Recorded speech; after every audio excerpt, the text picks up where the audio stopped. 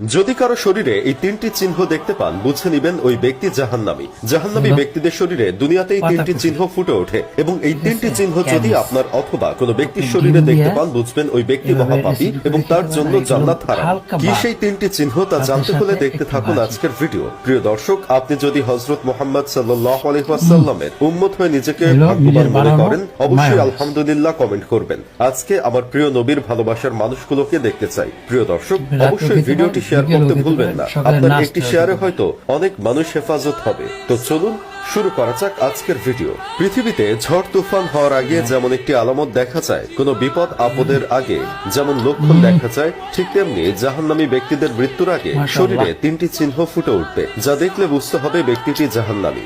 জাহান্নামী ব্যক্তিদের শরীরে প্রকাশ পাওয়া চিহ্নের মধ্যে প্রথম চিহ্নটি হলো তার চেহারা কালো হয়ে যাওয়া। আল্লাহ তাআলা প্রত্যেকটা মানুষকে আল্লাহ প্রদত্ত নূর দ্বারা সৃষ্টি করেছেন, কিন্তু যে ব্যক্তি একটানা পাপ কাজ করতে থাকবে আল্লাহ তাআলা তার চেহারা থেকে রহমতের নূর উঠিয়ে নেয়।